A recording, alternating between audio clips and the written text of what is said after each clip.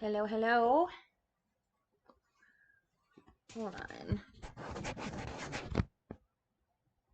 I guess that's as clear as it gets. I'm a little fuzzy though.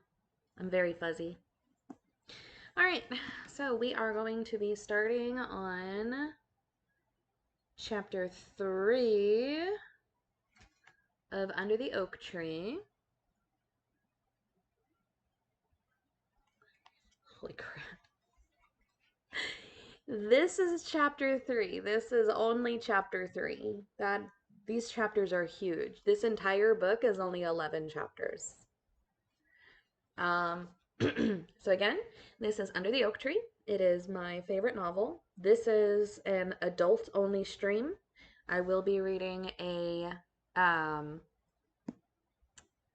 paragraph that's in here that's from the author that kind of also explains why it is for adults only. We got our back here. We got our side of our book. This is Under the Oak... Oop, wrong way. Under the Oak Tree by Suji Kim. Absolutely love it. It is my favorite. Beautiful book. Okay. So, here's our note from Suji Kim. I read this every single time I start one of these. You cannot say that you have not been warned. To my readers, this story grapples with many difficult and complex themes. The content includes depictions of physical and mental abuse, as well as themes of trauma and emotional distress experienced by the characters. Certain scenes may be disturbing and triggering for some readers. Reader discretion is advised. The story also contains explicit sexual content that may not be suitable for all audiences. Please approach this content with care and seek support if needed. For any readers who see themselves in this tale, my hopes is that it provides you with the comfort, courage, and the knowledge that you are not alone. Okay. Here we go. Chapter 3.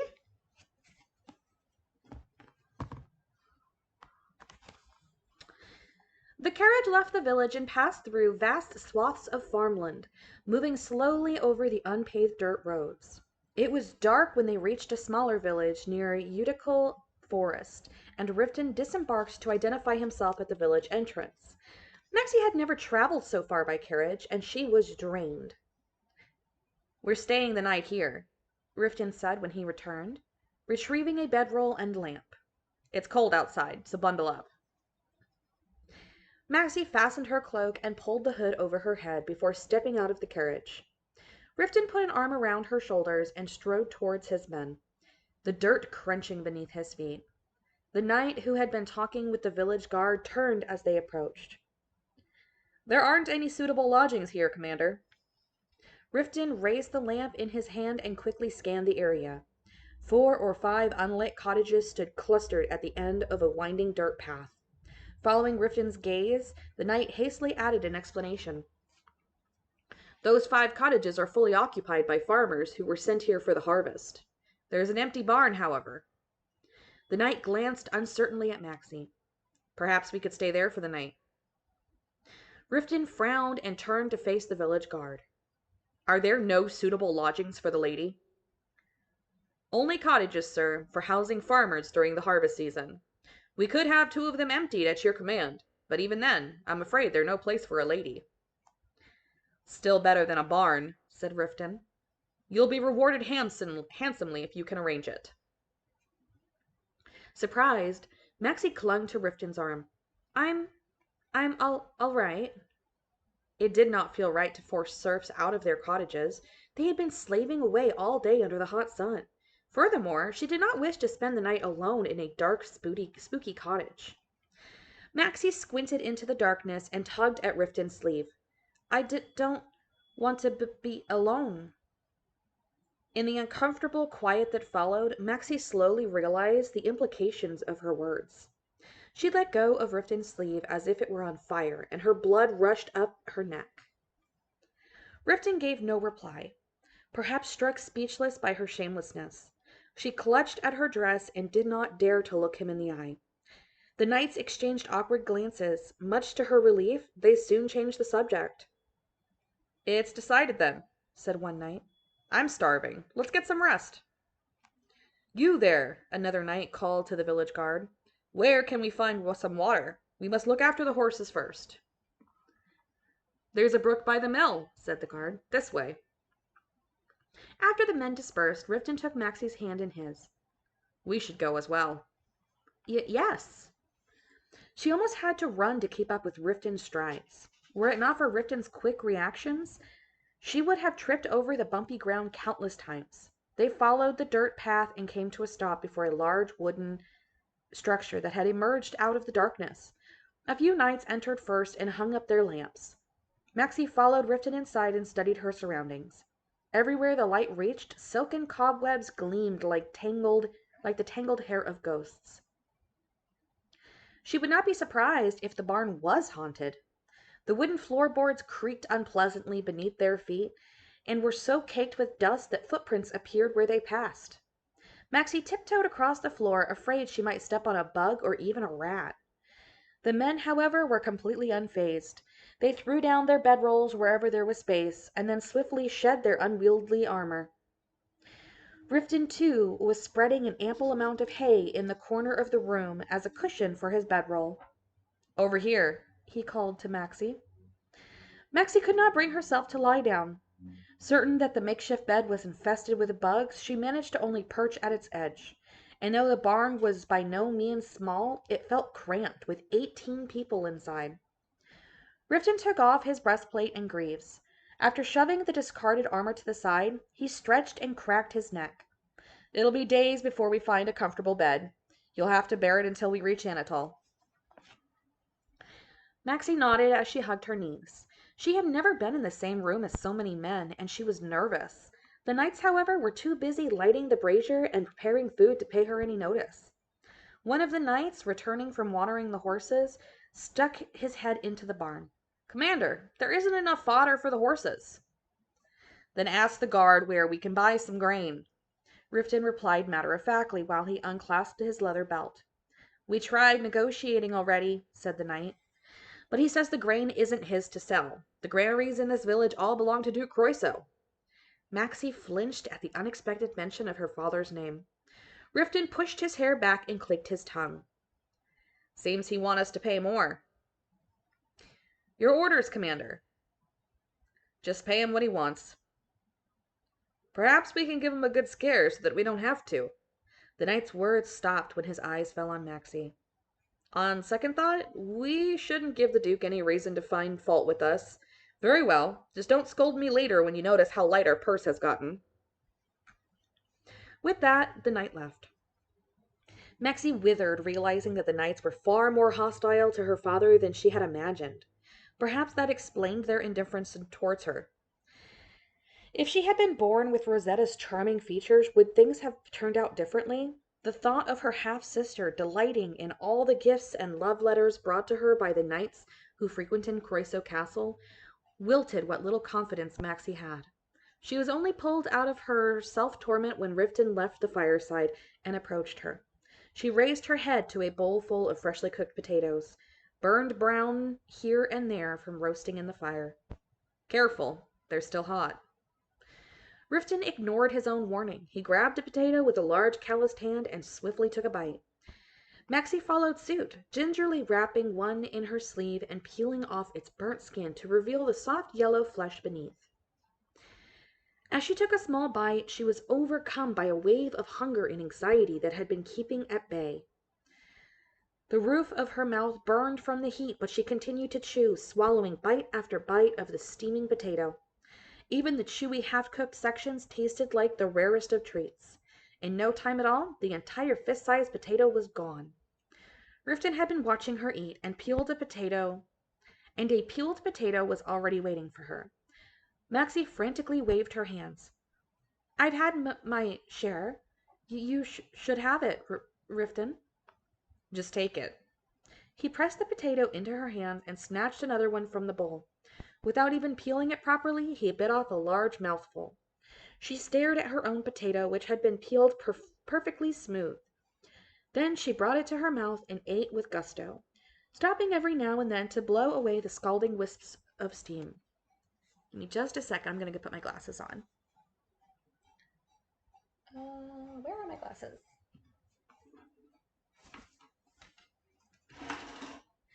Never mind. They're in the bathroom. What are you doing, Olive?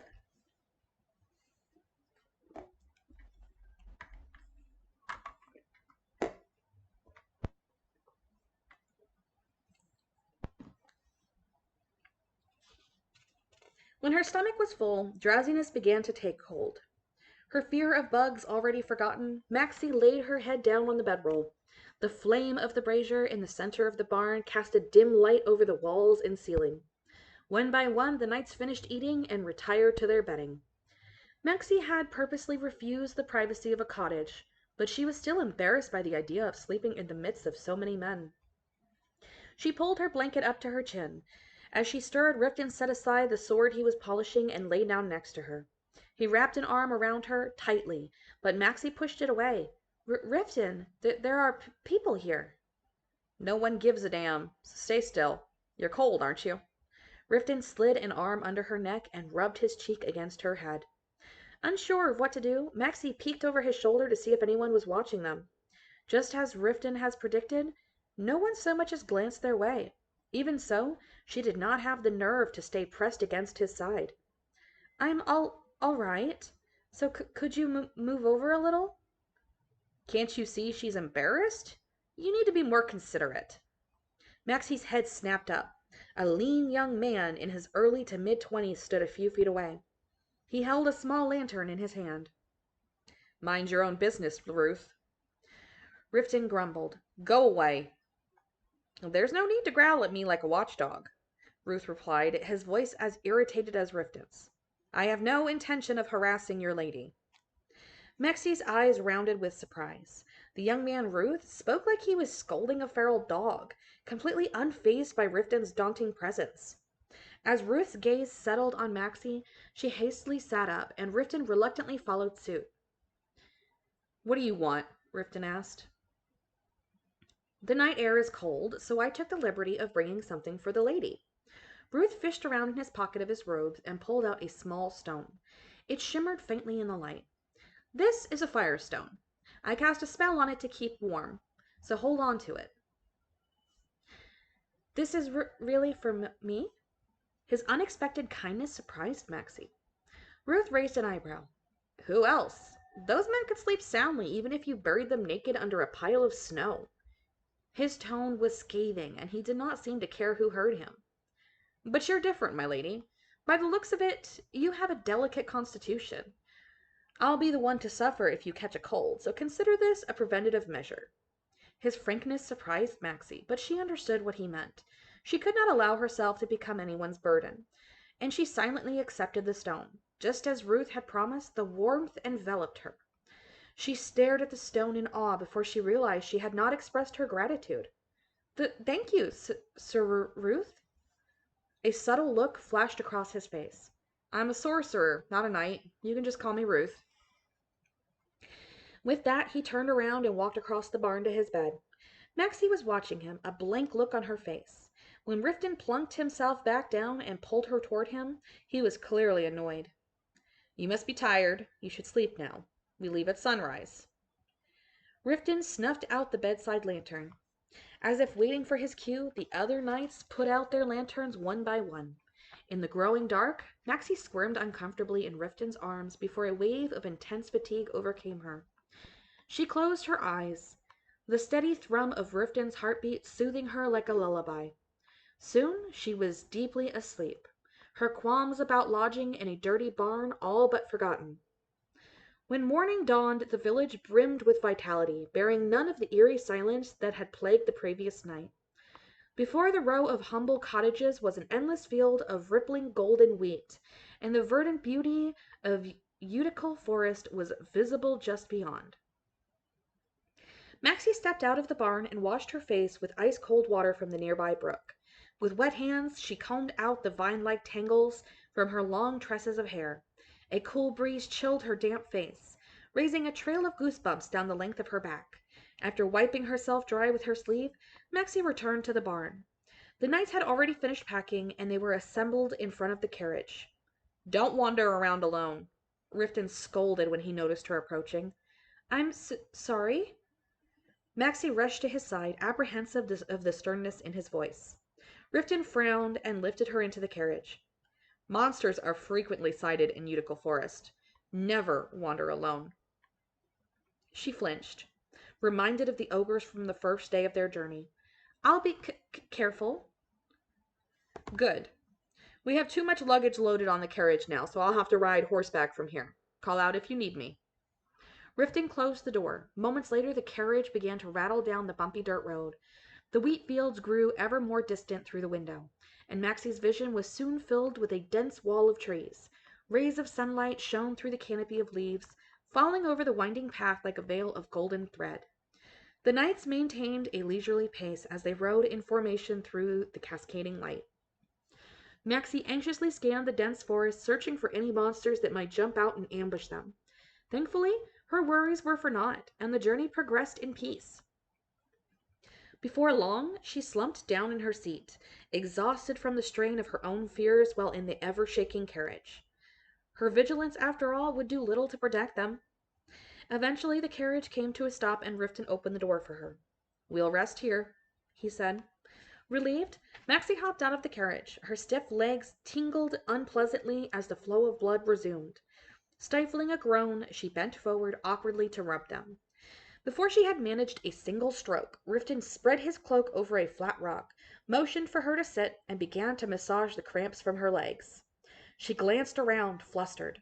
The knights who were watering the horses watched them in disbelief. Maxi blushed and pushed him away. "Riften, I'm all right." "Is that a habit of yours?" What? His hands were just above the hem of her skirt, gently massaging her calves. "Every time you open your mouth, you say that you're all right." Maxi could not think of a suitable reply. Instead, she wanted to ask why he was being so kind to her. The butterflies he unleashed in her stomach were pleasant, but they also gave her the uncomfortable sensation that her clothes were too tight. I really am all right now." She freed herself from his attentive hands and pretended to smooth the creases in her skirt. After a moment, Riften stood as well. "Rest. I'll get you something to eat." When he returned, he offered her bread and cured meat. The bread was so dry and tough that Maxi had to soak it in water before she could push it down her throat. After she finished her meal, she stepped away from Riften's side and relieved herself in the thickets. The dull journey resumed. Inside the unsteady carriage, Maxi whiled away the time by counting the trees that passed by the window. The farther they went, the thicker the forest grew. Eventually, only thin needles of sunlight could pierce the dense canopies of leaves. When it became so dark that it was impossible to journey farther, the horses came to a halt. Maxi was permitted to disembark only after the knights had patrolled the vicinity to ensure that no monsters or wild animals were lurking nearby. She clutched the handle of her lantern and approached Riften as he set up a small tent near the carriage. The other knights were placing their tents around a campfire.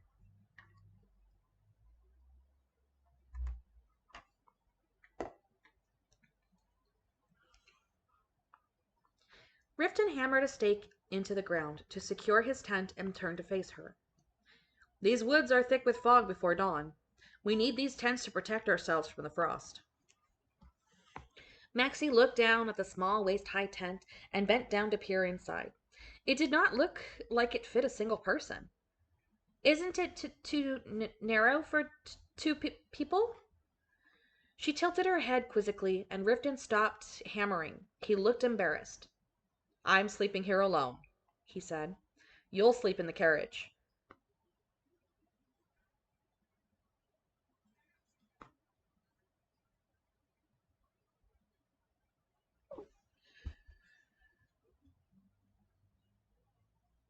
Maxi's face went red. She should not have assumed that they would be sleeping together. Ashamed, she hurriedly searched for an excuse. We've been sleeping together, so I thought." "Spare me. I could barely hold back last night." Maxi hung her head, and Riften let out a deep sigh. Muttering a curse, he took her hand and led her away from the camp. She followed him as best she could on her unsteady legs. They did not go far, but it was already alarmingly dark. The haunting cries of nocturnal birds mingled with the rustle of leaves in the wind. As Maxi squeezed Riften's hand in fear of the unsettling sounds, he pushed her against the thick trunk of a tree and hungrily kissed her. Maxi gasped as his soft tongue passionately wrapped itself around her own. She flinched, still embarrassed by the sensations of such intimacy. But her movements only encouraged Riften. He cupped her face and kissed her more deeply. His soft hair tickled her forehead as his large hands gently stroked her cheek, and a finger traced the line of her jaw. Riften tilted his head to taste the roof of her mouth and explore the insides of her cheeks. A drop of saliva slipped between their lips and trickled down Maxi's chin. Following its trail with his tongue, Riften whispered, "I want to spend the whole night like this." He guided her hand down his body. When she found his hardness pressed against her palm, her heart pounded loudly in her ears. She tried to yank her hand away, but his grip on her arm was far too firm. "Do you have any idea how excruciating it is to keep my hands off you when I'm in this state?" Riften ravaged her with kisses. Caught between the tree trunk and Riften's body, Maxi struggled for breath. His hands cupped her buttocks and pulled her close, the bulge of his arousal grinding over her belly. A hungry fire ignited between their bodies. Afraid of how she might react if this continued, Maxi tried to twist out of his embrace. No, not here." Riften groaned and knocked his head against the tree. "You'll be the death of me, goddammit." His shoulders heaved with ragged breaths, and Maxi tensed, worried that her refusal had displeased him, but he slowly backed away from her. "I can't help myself whenever I'm around you," Riften said. "So you should sleep alone in the carriage. Do you understand?" Maxi nodded. He gently patted her cheek. Once again he took her hand and led her back to the camp. When they returned, a burly knight sat perched on a rock. Warming himself by the fire, he flashed them a knowing grin. "Done so soon, Commander? It's been too long since you brandished your sword. Has it gone rusty?" Riften stopped in his tracks and threw the man a murderous look. Unfazed, the burly knight simply chuckled. Nearby, another knight leaned against a tree, polishing his sword. "Vulgar oaf," he muttered. "And how virtuous is the young scion of House Ricado?" asked the burly knight. "More virtuous than you'll ever be." "Ha! The tongue that praises its own master often spouts lies. When no one's looking, prigs like you are the worst lechers of all." "Ow! Ow, you little—" The burly knight's taunts were cut off as the blond knight Ricado kicked him. He sprang up and drew his sword, and Ricado raised his own freshly polished one to meet him. Maxi clung tightly to Riften, shocked by their quick tempers. Putting an arm around Maxi's shoulders, Riften glowered at the two men. "Aren't you both sprightly tonight? Guess that means you can take the night's watch." "What? Commander!" Ricado and the burly knight protested in unison, but Riften ignored them, brushing past them.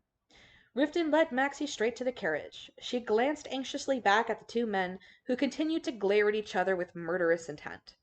Riften turned her around to face him. "Don't mind them. They're always at each other's throats." She nodded blankly. Not all knights got along, it seemed, even if they were in the same order. Riften helped her into the carriage before heading back to put the finishing touches on his tent. Maxi sat at the door of the carriage, holding out a lantern for him while he worked. When he was done, he tossed a bedroll into the tent and settled on a bulging tree root to polish his sword. Soon, two knights returned from patrol with 3 large black-feathered birds in their hands.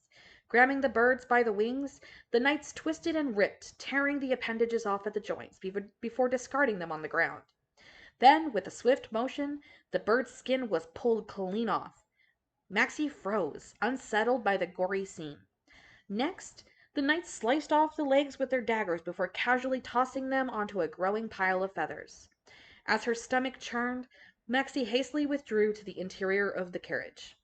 Riften soon appeared with roasted golden-brown meat and urged Maxi out of the carriage. Together they sat near the campfire. He insisted that Maxi eat, but she flatly refused, unable to bring herself to try a single bite. Instead, she chose to have the stale bread again, which she gulped down with the help of a few morsels of cheese. Riften frowned at her dinner choice as he gnawed on meat that dripped with sizzling fat.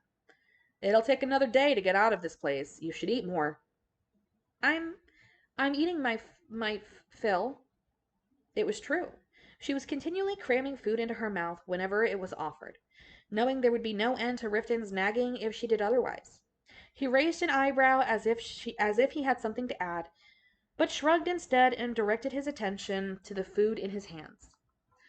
Maxie finished her meal and returned to the carriage, trying her best to ignore the mound of feathers next to the campfire.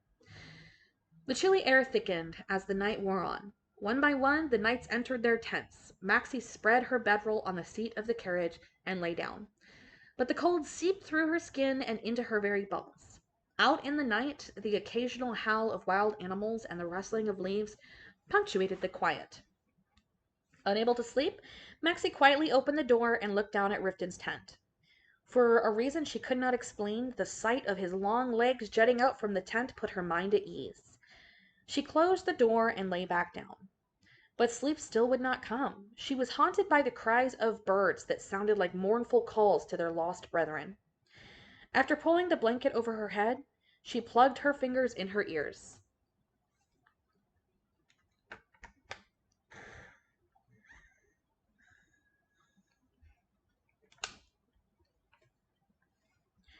Maxie did not manage to fall asleep until just before dawn, and she was soon awoken by a flurry of activity. The knights were redonning their armor in the gray early morning. She hurriedly splashed some water over her face and combed her fingers through her hair. They all ate a rushed breakfast of bread and water before the knights signaled for departure. Maxie climbed into the carriage, which quickly pulled away from the campsite. Despite the rattling, Maxie dozed off. The journey so far had been smooth and easy. The knights even seemed disappointed by the lack of monsters, grumbling aloud as they hadn't seen so much as a common forest goblin. Maxie, however, would be content to never see another monster. They rode off for half a day without taking a break, and after a short stop for lunch by a small spring, the journey swiftly resumed. Maxie's arms and shoulders began to ache from bracing against the juddering carriage as she bounced around inside. Yet, even when her head began to throb, she could not work up the courage to ask for a moment's rest. She endured until nightfall, and only then there was respite. She ate the food Riften handed her, though she had no appetite, and fell asleep the moment she lay down on the blanket inside the carriage. A good night's sleep made the following day much more tolerable. They departed at dawn, and by midday Utical Forest was behind them. The carriage no longer shook as violently, and Maxie let out a sigh of relief. Unlike the rugged terrain of the forest, the roads on the plains of Anatolium were even and well paved. She opened the window and took in the lush grassland, a wide expanse of green speckled with the cream white of wildflowers. After days of having her vision obstructed by dense forest, the plains were a refreshing sight. Anatole lies Anatole lies just beyond those mountains. Riften, who had been leading the knights, approached the carriage window on horseback. Maxie stuck her head out the window and looked up ahead. Snow-white peaks lined the horizon of the open plains. "Endure just a little longer," Riften said. "We might be able to reach Anatole as early as tomorrow evening." Maxie almost cried out in relief at the thought of sleeping in a proper bed. For the rest of the day's journey, she pictured herself soaking in a warm bath and dining on soft, freshly baked bread and thick vegetable stew. For dessert, she would have a pie stuffed with jam and a sweet-smelling fruit wine. To top it all off, she would fall asleep in a soft, clean bed. The carriage came to a stop just as the sun was starting to sink below the horizon. The knights barely acknowledged her as she stepped out of the carriage. Standing among them, she felt like a lost child. Searching for Riften, she cautiously passed through the knights as they set up camp. She found Riften watering the horses by a river and hurried toward him. He turned to her, his brow lined with concern. "What is it? Is something wrong?"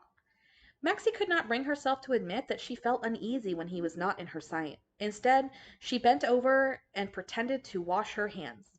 Riften crouched down to join her, splashing water over his hands and sweat-slicked nape.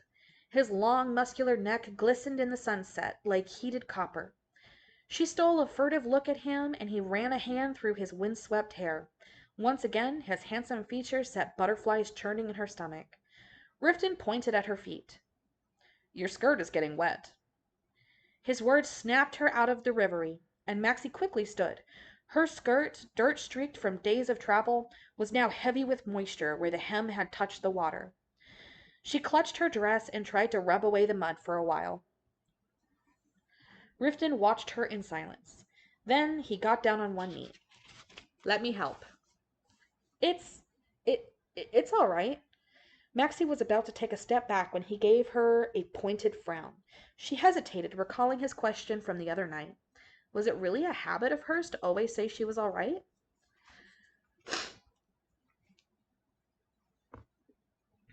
While she wavered, Riften took hold of her skirt and soaked the muddy fabric in the river before wringing the water out. Not knowing what to do, Maxi crouched next to him.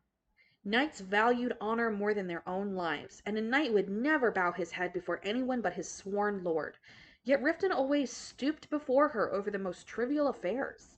Perhaps he considered himself beneath her because he was lowborn? But wouldn't the other knights belittle him for kneeling to a woman like her? "Your skin is cold," Riften said as he washed his muddy hands. "Warm yourself by the campfire." Maxi began making her way up the hill, taking care not to soil the skirt that Riften had just cleaned. A cold westward wind cut through the field, and she pulled her hood tightly over her head to prevent the wind from tangling her hair. She watched as Riften finished watering the horses, his pant cuffs dampening in the river. The sun sank behind the mountains, and an indigo darkness descended. Riften returned with the horses, and he looked up at the sky. "The rainy season is upon us." Maxi followed his gaze. Thousands upon thousands of brilliant stars twinkled in the clear night sky. Maxi cocked her head confused. There was no sign of rain. One of the knights, busy splitting dry twigs to feed the campfire, quietly agreed with Riften. "It's that time of year. We'll run into Etherius." "We're well into Etherius." Maxi pulled her cloak more tightly around her. Etherius, the season of wind, when the leaves changed colors and bitingly cold days were not far off. Just thinking about tramping through the mountains in the rain is depressing. Oh, excuse me.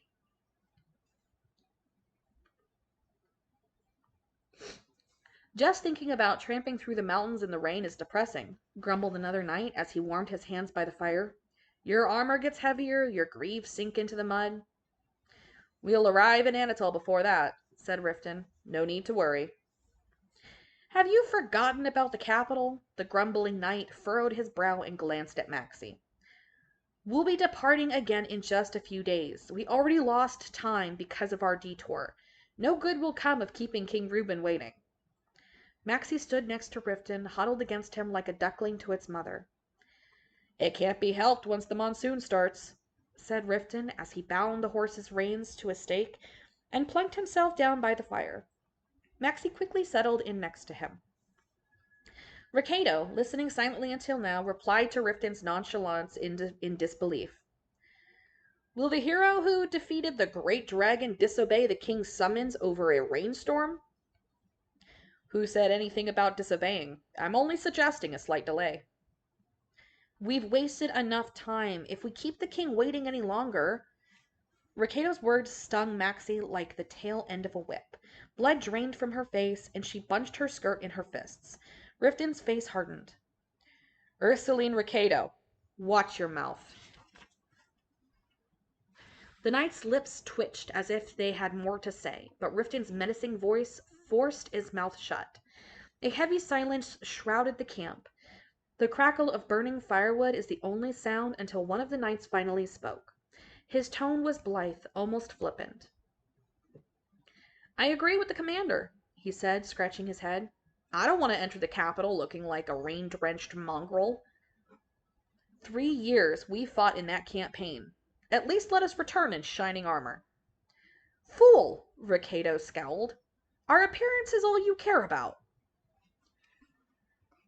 Sir Heberon has a point, Sir Ursuline. Ruth, who had been watching from the shadows, stepped forward to join them. Why not use this opportunity to show the capital that the Remdragon Knights are not to be trifled with? Heberon Nertha triumphantly raised his chin. See? Even our sorcerer says I'm right. For now, we shall watch where the wind blows, Ruth said to appease Ricado. There may yet be time before the rains begin. The mood lightened and Maxi quietly released her breath. From their conversation, it was clear that their detour to the Duchy of Croyso had significantly delayed their journey to the capital. Located at the southwestern end of the Rovidan continent, Anatole was on a small peninsula that jutted out into the Isthmian Ocean, like a serpent's head. Maxi vaguely remembered hearing that the land was surrounded by rugged mountains and bordered by a vast ocean to the south. Dracium, the royal capital of Wedden, was located in the southwestern corner of the kingdom, far north of Anatole. The fastest way to reach Dracium from Arenthal, where the knights fought the dragons in the dragon campaign, was to follow the Ysserium River upstream. Maxi's knowledge of geography was limited at best, but it was not difficult to see that they were taking a circuitous route because of her. If King Reuben was angry with Riften and the Remdragon Knights, it would be her fault.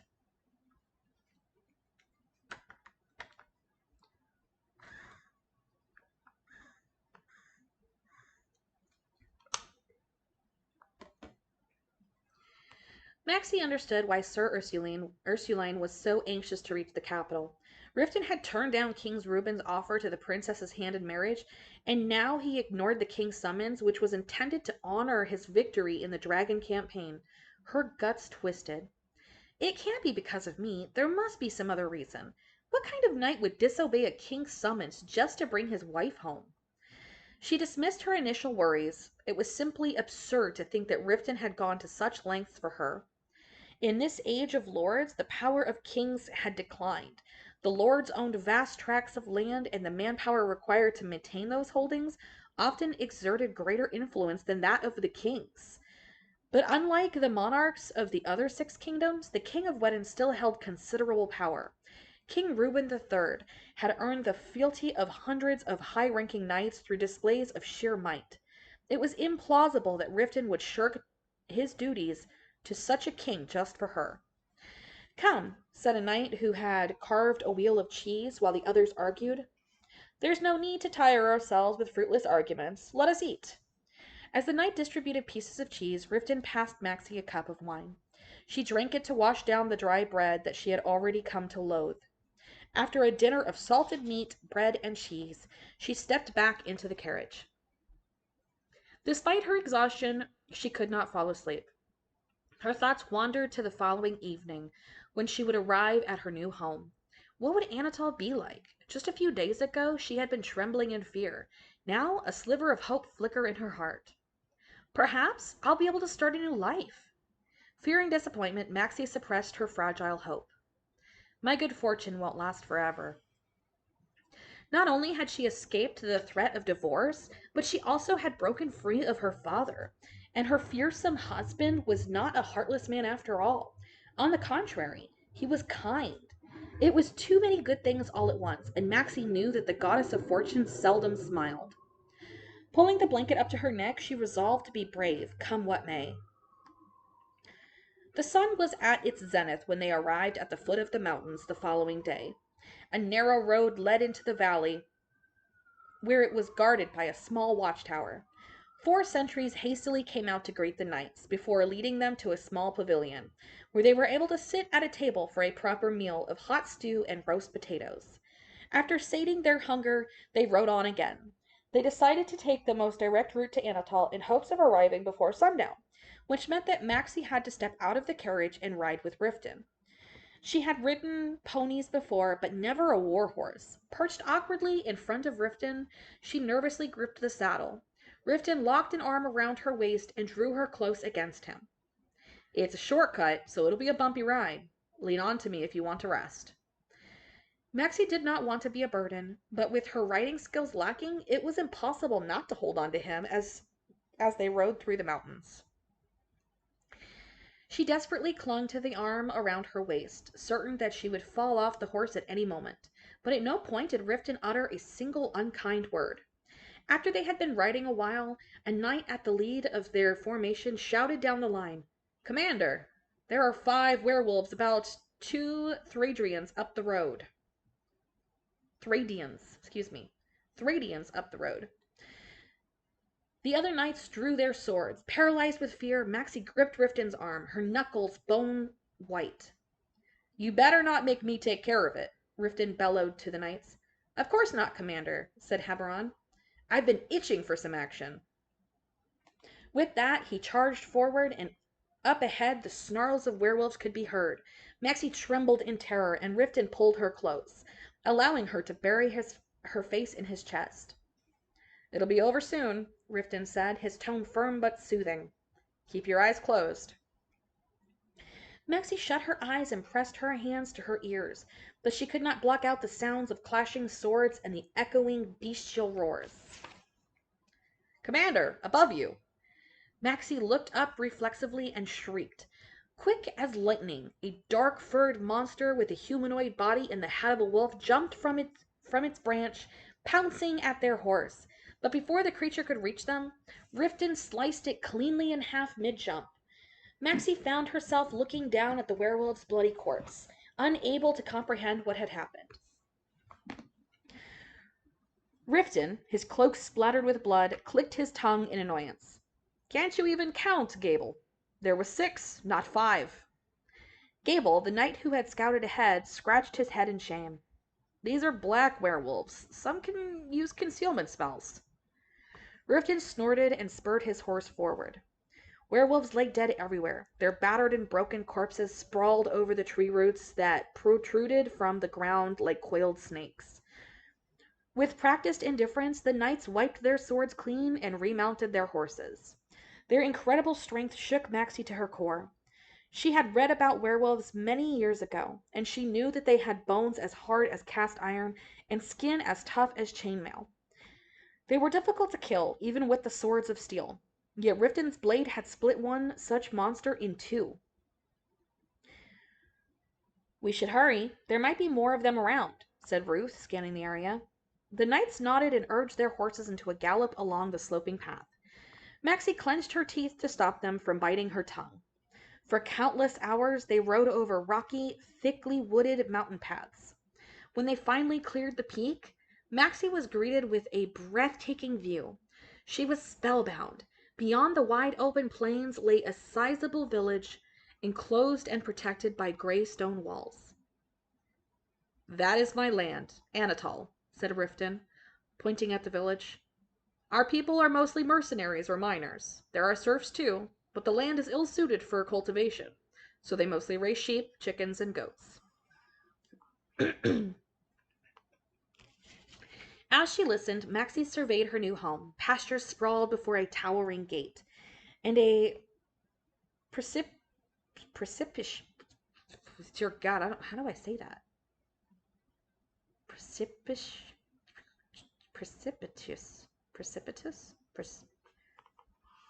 This is the one word I gotta look this up. I'm sorry.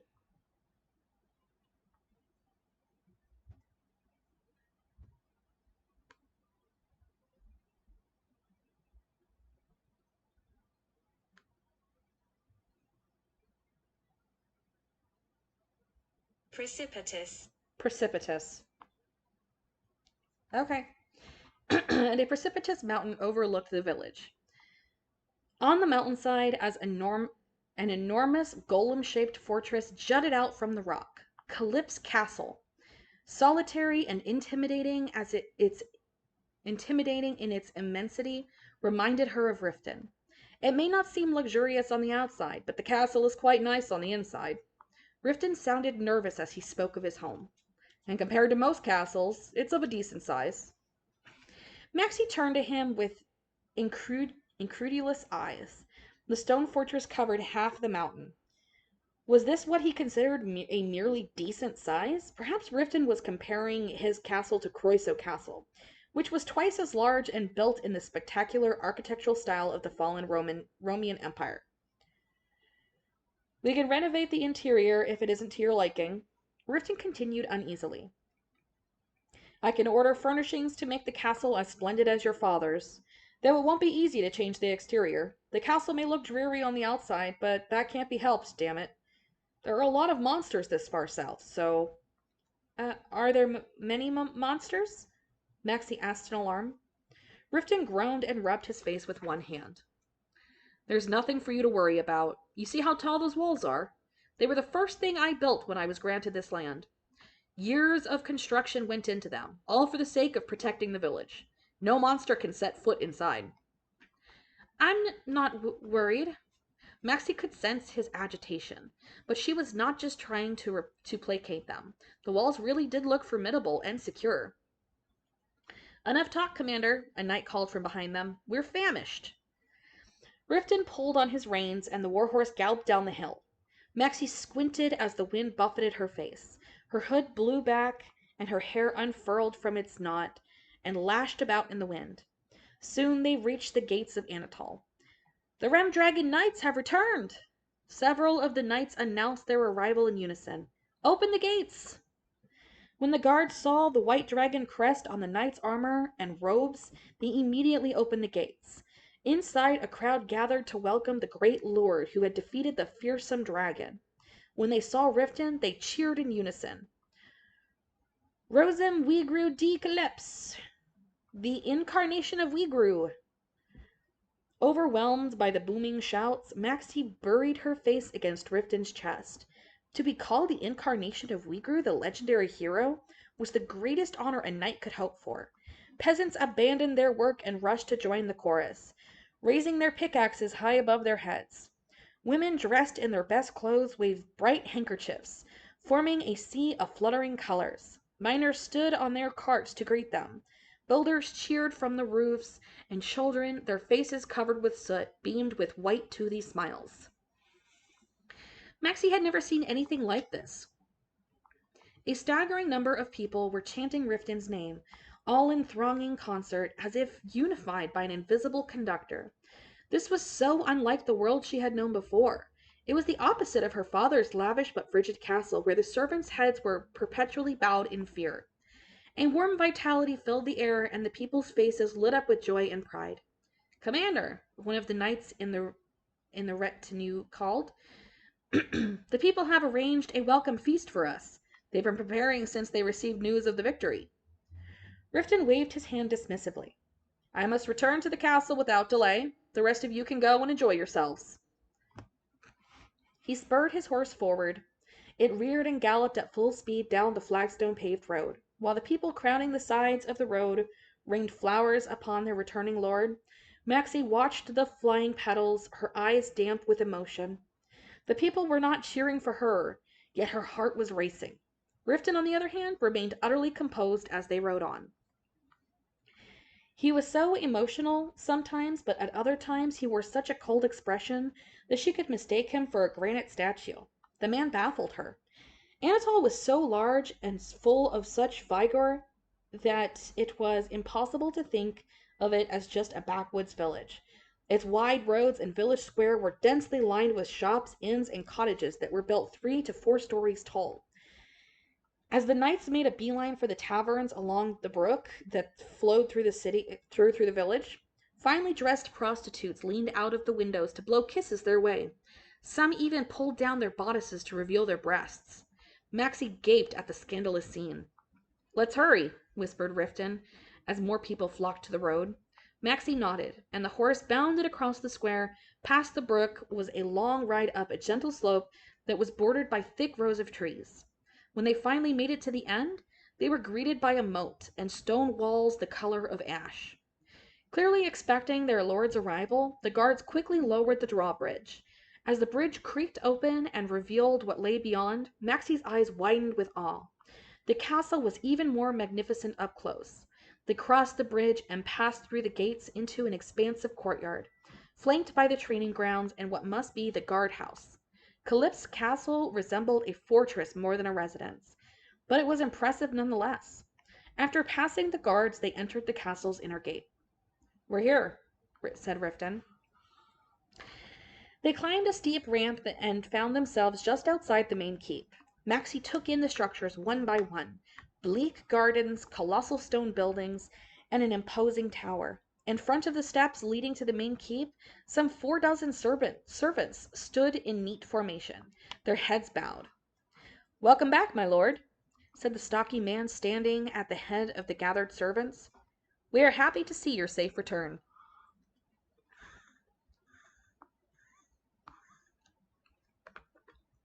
"Yes, yes," Riftan answered absent-mindedly as he hopped off his horse and helped Maxi to the ground. He handed the reins to the man who had greeted them. "Make sure Talon gets his rest. It was a long ride." "As you command, my lord. And the knights?" "There's a celebration in the village. They'll likely be staying in the taverns or inns. If any of those fools manage to return despite drowning themselves in wine, you may give them clean rooms." "We prepared the training grounds and living quarters as soon as we heard the news of your return. But if I may inquire, my lord, this lady here is—" The stocky man's gaze shifted towards Maxi, and she involuntarily straightened her shoulders. "My wife." Riftan's tone was uncompromising. "I went to fetch her as soon as I returned to the kingdom." The servant bowed to her. "Welcome, my lady. My name is Kennel Osmond, and I am the stable master of Calypso's castle. I tend to the lord's horses." "It's a pleasure to meet you. I'm Maximilian Calypso." Maxi mumbled her reply, avoiding the gazes of the servants as she spoke. Before she could examine their reaction to her presence, Riftan took her hand and whisked her up the stairs. Up close, the castle was somehow magnificent and bleak.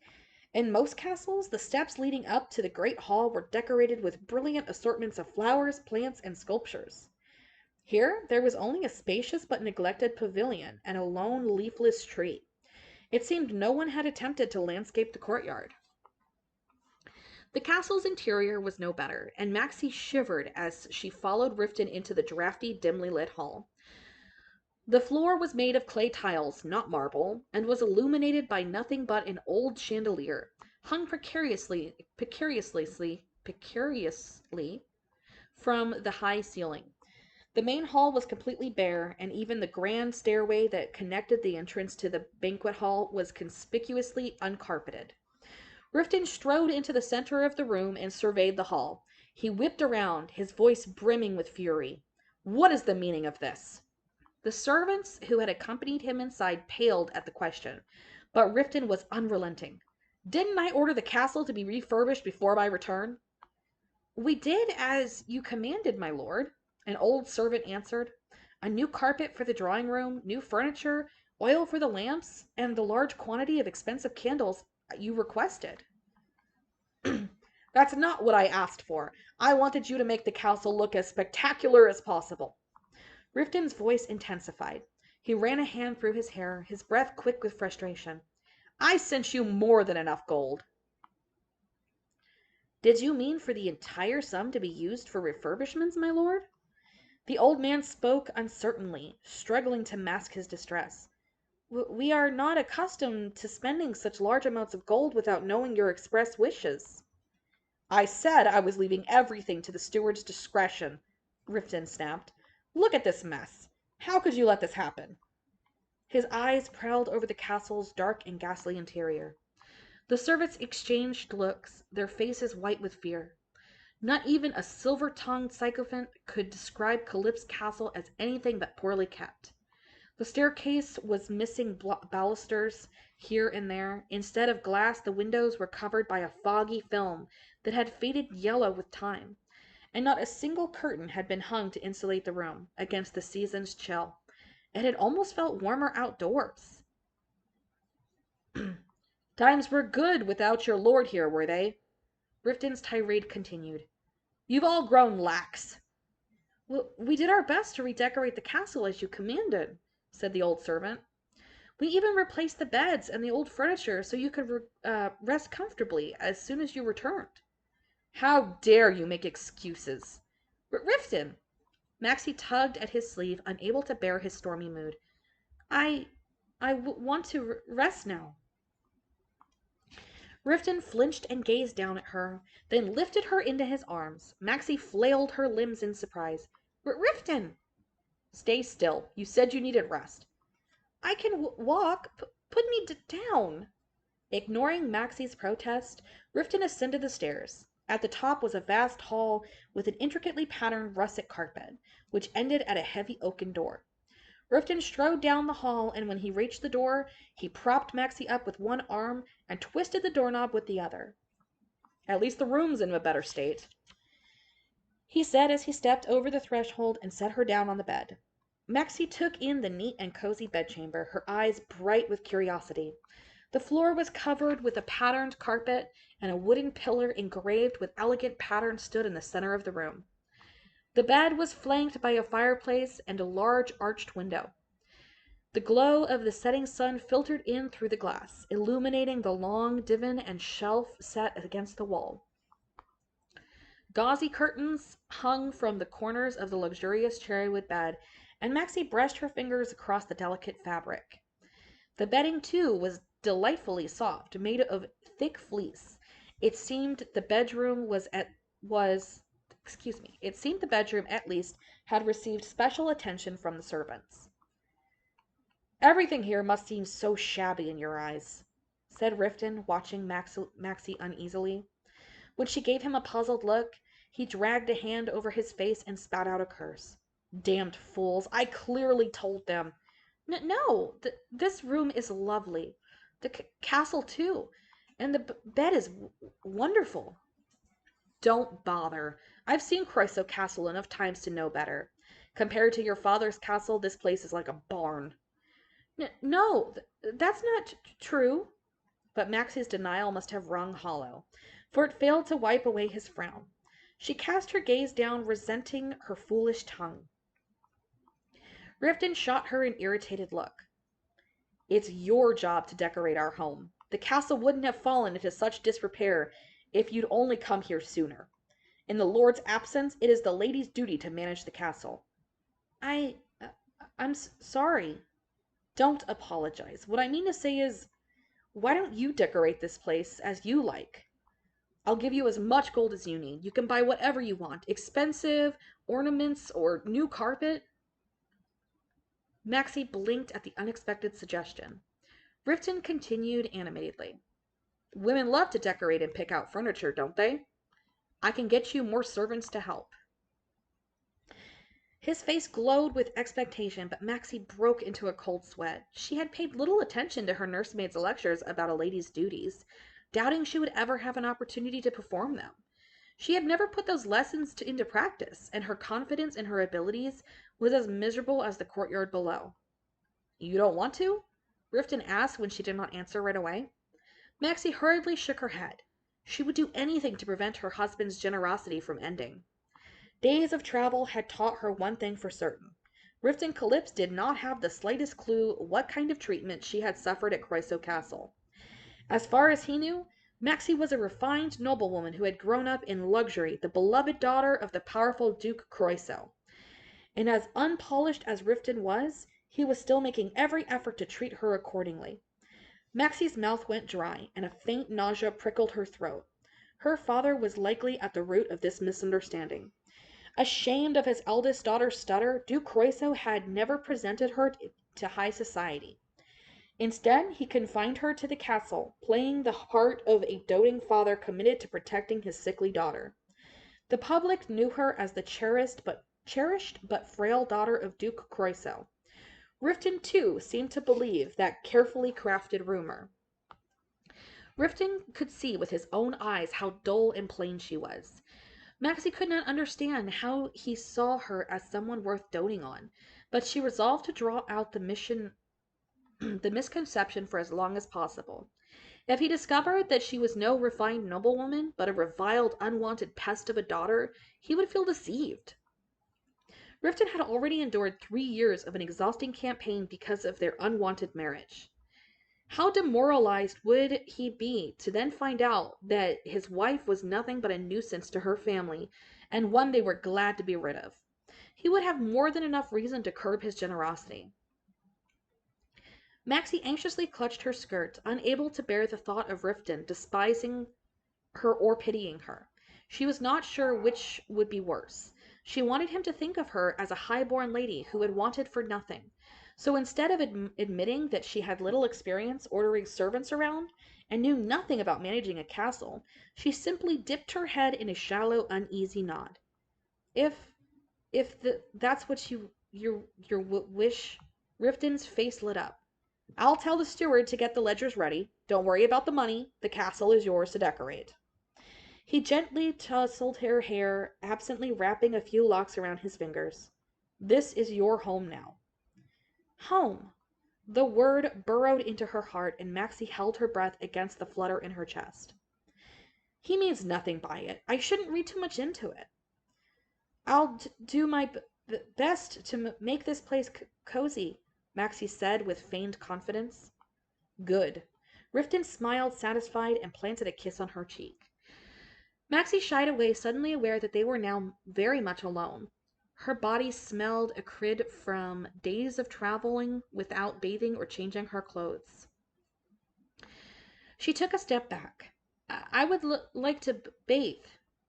I would like to take a bath. Ah, of course. Riftan turned to sniff himself. He shot up a mortified look on his face. I'll tell the maids to prepare your bath water. After he left, Maxi rose from the bed and began to shed her dirty clothes in the corner of the room. Riftan soon returned, 4 maidservants following close behind, carrying a divider and a wooden bathtub between them. As they poured hot water into the tub, Riftan took off his armor and set it on a nearby table. Leave us now, he said to the servants. I'll summon you if you're needed. In the meantime, prepare something for us to eat. Yes, my lord. We will leave your clothes here. Once the maidservants were gone, Riftan pulled his dirty, sweat-stained tunic over his head and undid the straps of his trousers. Flustered, Maxi turned away from him. Riftan approached her and loosened the laces on the back of her dress. Riftan! Let's bathe together. As his warm hand ran down her bare back, she let out a soft gasp. He combed her tangled hair with his hands, sweeping her tresses over her shoulder to expose her vulnerable nape. Maxi trembled as his soft lips brushed against her. It's salty, he murmured. Don't! It's dirty! Riftan turned her to face him and then pulled her dress down. She closed her eyes, unable to look squarely at his naked body under the light. Let it kill you to stop making that face, he asked, his voice cold. Grabbing her chin, he tilted her face up to him. I know I don't have the pretty looks of a nobleman's son, but am I that horrid to look at? I never said you were horrid. Her eyes fluttered open. Was he oblivious to his own beauty? I'm just not used to this. I'm ashamed. Riftan stared at her, his intense gaze dark with displeasure. It's normal for married couples to bathe together. Normal? At every castle I visited, the lord bathes with his wife, he commented coolly, tugging at her dress once more.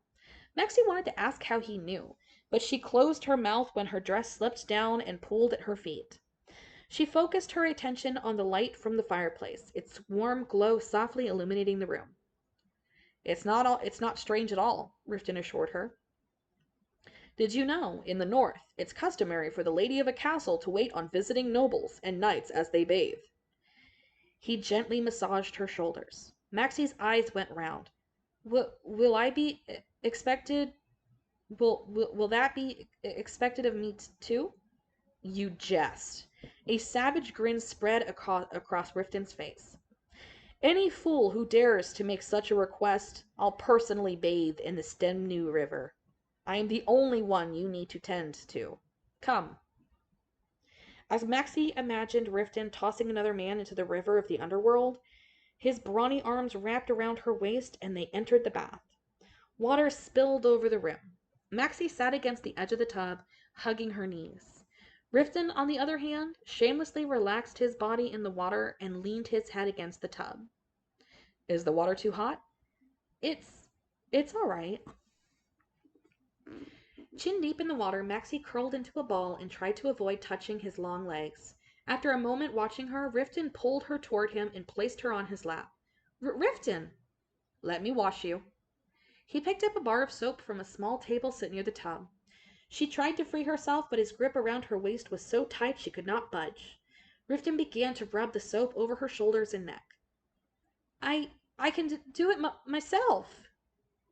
You can wash me afterward, Riften said, gently kneading the round swell of her breasts with soap-covered hands. Maxi hastily lowered her arms to cover herself, but it did nothing to stop him. When something hard pressed between her buttocks, she clenched her eyes shut.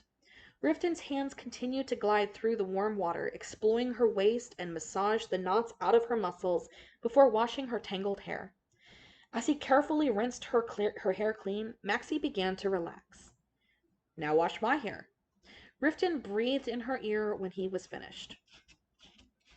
Maxi gazed at him blankly, her eyelids heavy. Nevertheless, she soon took the soap in her hands and began to rub it over his scalp.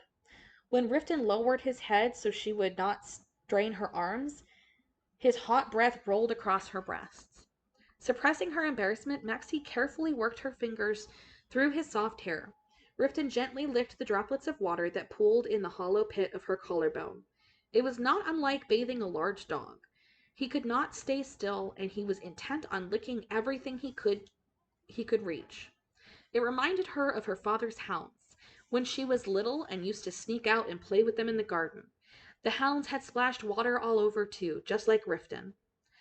The foam's getting into my eyes, Riften whined, scooping a handful of water to his face. His pouting nearly made her laugh. She splashed water onto his hair to rinse it clean of foam. The maidservants had left a kettle near the tub, and Riften lifted it and added hot water to the tub.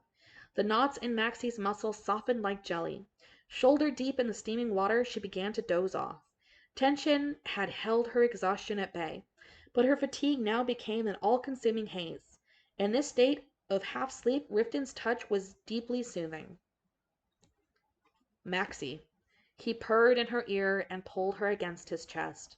A sweet, tingling sensation coursed through her, and she sank into him, the steady beat of his heart lulling her to sleep. Her eyelids became so heavy they closed without her willing them to. Maxi, are you asleep? She tried to open her eyes, but they were too heavy and she was too tired. Are you actually asleep? The gentle stroking on her back turned into an insistent shaking. She tried to say something, but all she could manage were unintelligible mumbles. Her vision began to fade. Soon she was snoring lightly, her nose buried in his shoulders. Riften looked down at her, completely at a loss. I don't believe it.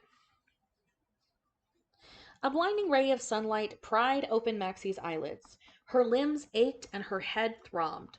Rubbing the sleep from her eyes, she sat up in bed, only to be instantly chilled by the morning air. She looked down to find herself completely naked under the blanket, and she hastily covered herself again. Disoriented, Maxi tried to recall what had happened. Yesterday, she and Riften had arrived in Anatole with the Rem Dragon Knights, and she had fallen asleep while bathing with Riften. Maxi's head snapped up and she quickly scanned the room, but she was alone.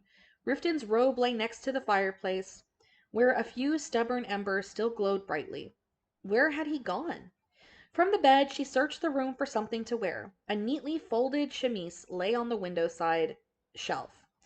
Wrapping up the blanket around herself, she scrambled to her feet. As she reached for the chemise, a knock sounded at the door. Yes? She said too sharply. I beg your pardon for disturbing your sleep, my lady, a gentle voice answered her, but it's time to rekindle the fireplace. It's all right. I've had enough sleep. You may enter. A tall maidservant entered the room and curtsied. She looked to be about 30 years old.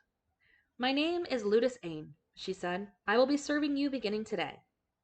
I'm Maximilian Calypse. Pleased to meet you.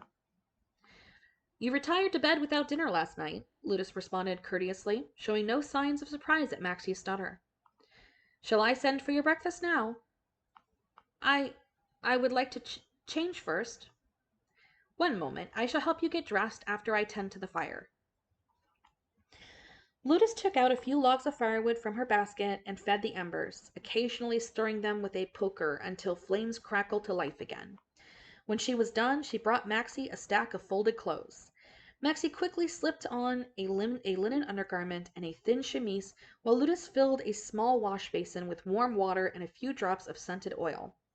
She soaked a clean towel in fragrant water and dabbed Maxi's face, neck, and arms before helping her into an elegant, ankle-length golden dress. Once the dress was on, Maxi gasped at its intricate embroidery. The long hanging sleeves looked like butterfly wings. It was as lovely as anything from Rosetta's wardrobe. "Please tell me if it's too tight," Ludus said, tying a red ribbon just beneath Maxi's bust. Maxi shook her head.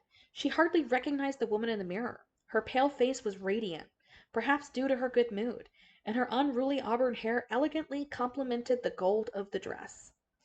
"Would you like me to braid your hair and put it up, my lady?" Yes, please." Maxi nodded and sat down in a chair by the window. Ludus adjusted the mirror and began to gently comb. Listening to the ivory comb slide through her hair, Maxi looked outside. Beyond the window, a palisade of gray cliffs dominated the view, and towering conifers pointed towards the sky like spears. "Do you wish to eat in here, my lady?" Maxi shook her head, hoping to explore the castle some more. Here there were no scowling half-sisters or fathers who could fly into a violent rage over the mere sight of her. She was free to roam wherever she liked. "I'll eat in the dining hall. Please help me finish getting ready." "Yes, my lady." In the blink of an eye, Ludus plaited her hair into a bun, and then fetched a pair of fashionable long-toed shoes. Maxi slid her feet into them and examined her reflection in the mirror. After days of travel, a change of clothes and freshly styled hair had done wonders for her appearance. Her cheeks flushed with excitement. Would Riftan be pleased to see her? Where is Riftan?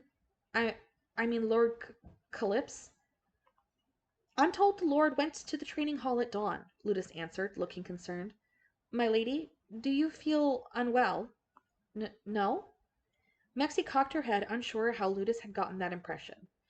Blood rushed to her face in sudden realization. Was it because of her stutter? A torrential wave of shame swept away her excitement.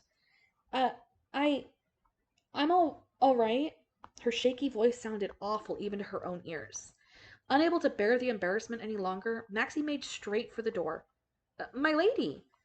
Ludus ran after her, her expression troubled. "Please allow me to guide you through the castle." Maxi had darted into the hallway with almost no knowledge of the lay of the castle. She slowed and nodded slightly, grateful that Ludus continued to treat her with respect. "This way," said Ludus, when she reached Maxi's side. As Ludus led her towards the stairs, Maxi peered into corners of the castle that she had missed the previous day. The gray stone walls, though coarse, had a natural beauty to them. Sunlight streamed in through the arched windows, casting intricate shadows on the floor. She squinted in the blinding light as she followed Ludus. Calypso's castle looked different in daylight. It was still just as bleak and as empty, but now it radiated an antique charm. "It's the perfect castle for a night." "Are there any foods that you dislike, my lady?" Ludus asked as they walked, "or any favorites that you would like me to request for you?"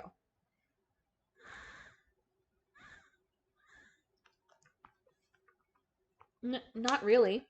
Maxi trailed off, uncertain how to answer the unfamiliar question. A long-suffering look flashed across Ludus's face. Perhaps she was lamenting her misfortune to have received a difficult mistress. Maxi shook her head to clear the self-disparaging thoughts and followed Ludus into the spacious dining hall. A long cherrywood dining table stood in the center of the room, and a row of servants waited by the hall. One of them, the old man who had been on the receiving end of Riftan's ire yesterday, pulled a chair out for her. "I trust you had a good night's rest, my lady." Yes, I did." "Forgive me for not introducing myself yesterday. My name is Rodrigo Sarek. I oversee all of the servants in this castle." Pleasure to meet you," Maxi said, trying her best to remain calm. Rodrigo bowed. "At your service, my lady. Please do not hesitate to let me know if there is anything you need." There is something," Maxi said hesitantly. Rodrigo waited politely for her to continue. The Lord told me that I could decorate the castle. Indeed, my lady, the Lord made it clear this morning that I am to assist you in any way I can. I was planning to summon the merchants to the castle soon. Would you like to look around before then? Yes, I would. Maxi examined the steward's face, searching for signs that he scorned her stuttering, but Rodrigo betrayed no such emotion. But Rodrigo betrayed no such emotion as he placed a set of silver cutlery and cup on the table. Relieved, she began eating the food that the attendant served her. She fell asleep without eating dinner the previous night, and partaking in little more than coarse bread during the journey from Croyso Castle had made her ravenous. She started with a spoonful of rich soup before proceeding to the soft, freshly baked bread, spreading generous dollops of butter and jam over the fluffy surface. Though she usually ate like a bird, the sight of such mouth-watering fare after days without a proper meal had given her a voracious appetite. After she finished the thick soup and a slice of meat pie with relish, she cleansed her palate with sweet apple cider. Even if she had not been so hungry, the food would have tasted exceptional. Would you care for some more, my lady? Rodrigo asked. I've had plenty, thank you. She dabbed her mouth with a napkin and rose from her seat. When she left the dining hall, Rodrigo guided her through the castle and recounted Anatole's history. Calypso's castle was built 150 years ago by Sir Anatole, a Roman knight. After the empire fell, monster attacks became more frequent in this area, and the Seven Kingdoms gradually lost control of Anatole. 40 years ago, when the region was incorporated into Wedden, the land was barely populated. It was an untamed place where monsters roamed free. But 10 years ago, Sir Riftan Calypso, age 18 and freshly knighted, became the new Lord of Anatole. The first thing he did as Lord was order a thorough renovation of the castle, and the walls around the village were rebuilt. Because of Lord Calypso, the population of Anatole has since tripled. Rodrigo's voice swelled with pride and respect as he spoke of Riftan's achievements. It appeared the previous day's scolding hadn't diminished his loyalty at all. That being said, he continued, his voice almost apologetic. The focus of the renovations was on utility more than on architectural beauty. The castle is quite stark in appearance. Maxi smiled awkwardly. Her mission was now clear. How many rooms are there in total? More than 100 rooms in the main keep alone. The tower and annex hold some 40 chambers. When you count the guards' barracks and knights' quarters, there are 250 rooms. His answer dismayed her. How could she possibly redecorate so many rooms? But Rodrigo was not finished. There are 5 drawing rooms, 2 banquet halls, and refreshment rooms on each floor, but none have seen use in decades, he lamented. The knights do not care for tea, I must confess. It has been far too long since I last brewed an ice pot. Maxi pictured Riftan holding a dainty teacup. It was a dreadfully unflattering image. She chuckled to herself, and Rodrigo gave a discreet cough. Do you enjoy drinking tea, my lady? I do. Then I'll have the page prepare refreshments. Nothing but the finest tea leaves for you, my lady. Thank you. A soft smile spread across the old man's wrinkled face, and Maxi's anxiety dissipated. The steward seemed to be a gentle soul. Shall we move on to the next room? Maxi nodded and followed Rodrigo up the stairs. You must already be aware, my lady, but the dining hall is on the first floor next to the grand hall, and your ladyship's bedchamber is on the 3rd floor. Lord Calypso's study is located at the northern end of the same floor. The 2nd floor holds the banquet hall and guest quarters, and the library can be found on the 4th floor. There's a library? Yes, the Lord owns a collection of some 8,000 books, though most were from the days of the Roman Empire. Would you like to see the library? She hesitated. Books were costly, and Riftan might not want her rummaging through them. Maxi shook her head. Next time, perhaps. Of course. Then let us proceed to the drawing room and banquet hall. She nodded. Drawing rooms and banquet halls served the vital function of receiving guests, and it seemed prudent to survey the rooms before planning their decoration. The banquet hall was completely bare. Not a single chandelier hung from the vaulted ceiling, and a chill rose up from the stone floor. Cracks in the windows allowed a draught to sweep through the barren hall, completing the dreary atmosphere. "We've never held a banquet here, you see." Rodrigo trailed off in embarrassment. You must have had guests visit." "The only guests who visit Lord Calypso are knights who do not care for balls or banquets. The Lord opens the wine casks for such guests from time to time, but he has never hosted a formal dinner with other lords. The reconstruction of the castle and walls requires so much gold that there was none to spare for the entertainment of guests." Rodrigo sighed. After years of disuse, his lordship seems to have forgotten about the very existence of these halls. Exasperated, Maxi resisted the urge to clutch at her hair. Riften may have managed to avoid hosting banquets thus far, but he was now a man of influence. He was lauded as the strongest knight in the continent. Sooner or later, guests would flock to the castle, and she could not leave it in such a sorry state. Please ask the merchants to come as soon as possible." Rodrigo nodded eagerly before leading her to the drawing room and guest quarters. The drawing room was in no better shape. The guest quarters, at least, contained sufficient furnishings. There were sturdy beds and clean sheets in each room, and the elegant shelves by the windows. Maxi appraised the rooms before following Rodrigo to the servants' quarters on the first floor. "The men live in the annex," Rodrigo explained, "and the maidservants sleep on the first floor of the keep so that they can answer summons at all times. You need only ring the bell in your room to call for them, even in the small hours of the night." According to Rodrigo, a total of 87 servants worked in the castle, a number that seemed far from sufficient for maintaining a castle so large. Perhaps there hadn't been a need for more hands with the master of the castle absent for so long. After introducing Maxi to the maidservants, Rodrigo led her to the spacious kitchen, the last stop of the tour. There she encountered a warmth that was absent from the other rooms. An enormous flame-spitting oven and a row of fireplaces lined the wall. A bathtub-sized pot simmered on red-hot coals, and an open oven beneath the air vent. A deer roasted on a spit, its flesh dripping and sizzling tantalizingly. Everywhere Maxi looked, the servants were busy kneading dough, peeling potatoes, carving smoked meat, and washing a veritable mountain of dishes in the sink. "The kitchen is the busiest place in the castle," Rodrigo said, gesturing at the bustling activity. "The servants can barely rest, as they must cook for the knights and soldiers every day. We're short on labor, so every servant in the castle is involved with the preparation of lunch and dinner." So that's why there was no servants in the other rooms. Maxi silently resolved to ask Riften to hire more servants. "Shall we head to the annex, my lady?" Hold on, I gotta fix my legs. Ah! I dropped the book. Got it.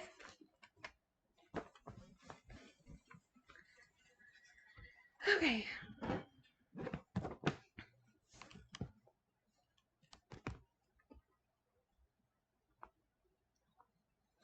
Under the sun, the gardens looked even more barren than before. The earth was thick with weeds, and the leafless tree next to the pavilion was long overdue to be cut down. The great hall was the pride of every lord. The gardens leading to the entrance of the main keep were always designed to impress the guests. There. For they were the first thing that visitors would see. Her father had always ensured that the gates of Croyso Castle were decorated with many colorful flowers and a host of well-groomed trees, no matter the season. "The gardens don't need to be extravagant, but I must improve them so that no one can ridicule Calypso Castle or Riften."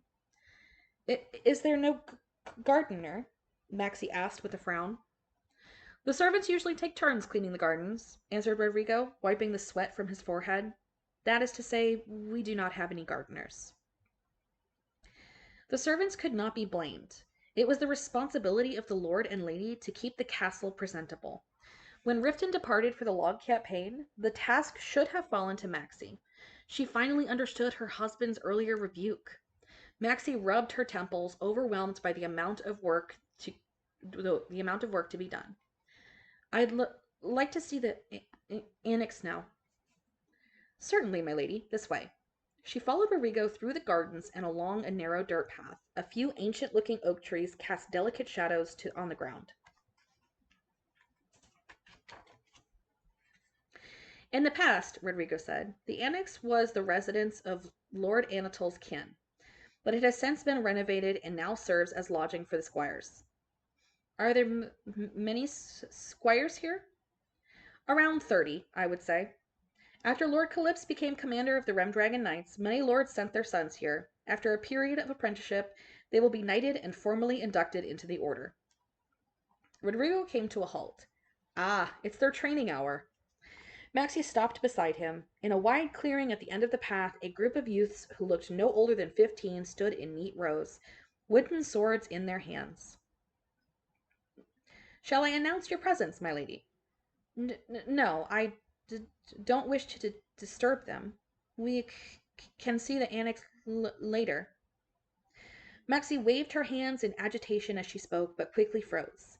Riftan stood before the youths in the shade of the tree, his figure tall and imposing. It seems his lordship is overseeing their training, the steward said, his voice suddenly nervous. I think it's best if we head back, my lady. The lord doesn't approve of anyone intruding on his training sessions. All right, let us return then, Maxi said, turning back the way they had come. But before she could take a step, someone grabbed her wrist and she whirled around in surprise. It was Riftan. Just a moment ago, he was standing over by the tree. How had he approached her so quickly? Were you going to leave without saying a word? He asked, still gripping her wrist. I didn't want to disturb you. You're not disturbing us at all. He took hold of her arm and turned around to face the squires. The young men were drenched in sweat, their faces red with exertion, as they watched their lord curiously. We're taking a break, Riftan bellowed. We'll resume in an hour. Go and rest in the annex. With his hand over hers, he pulled Maxi away. Flustered, she turned to look at Rodrigo, but the steward stood with his hands politely clasped, making it clear that he did not intend to follow. Have you eaten? Maxi asked, his eyes fixed on the path before them. I ate in the dining hall. Steward was giving me a tour of the castle, she stammered, without once meeting his eyes. Remembering how she had fallen asleep while bathing with him, her cheeks grew hot. Forgive me for troubling you last night. Troubling me? He slowed his pace so he could look at her. I fell asleep, just like that. It's fine. You're not used to long journeys, he answered, brusquely before picking up his pace again. Maxi studied his expression. Despite his reassuring words, he looked displeased. Still, you must have been tired too, but you had to take care of me. I wasn't tired, Riftan replied coolly. Quite the opposite, actually. Pardon? Riftan glanced sharply at her. When she flinched, he let out a sigh. Never mind. You said you were looking around the castle. I'll guide you. All right. Though Maxi wanted to ask if she had done something wrong, she decided it was best to keep quiet. Surprise! We are now on chapter 4. So that's going to be a video for another day. I apologize for my poor reading. It was really bad today. My eyes, everything looks fuzzy right now. It's so bad. My brain feels fuzzy too. Anyway, that is all done. And I will see you guys another day. For those of you who do not know, that was once again Under the Oak Tree by Suji Kim. It is my absolute favorite book. And yeah, that's about it. Also, for those of you who do not know, I have been working on my merch store for the past couple of days, like the past week. And it is basically complete. There are lots of cool things on there. There's even coffee. I cannot vouch for what the coffee tastes like. I have not ordered it myself. There's also supplements. Those I do plan on ordering because I'm actually in need of some refills for some of my over-the-counter medications. Let's see. I think I can just do this. Oh, wait, no, hold on. Oh, I hate this. Why does it do this?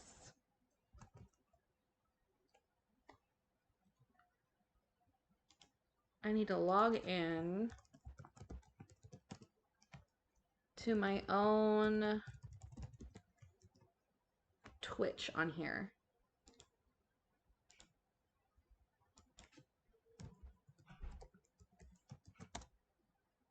Seriously?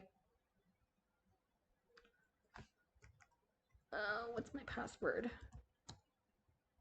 Ah, there we go. Okay. Oh, and I gotta use the authenticator.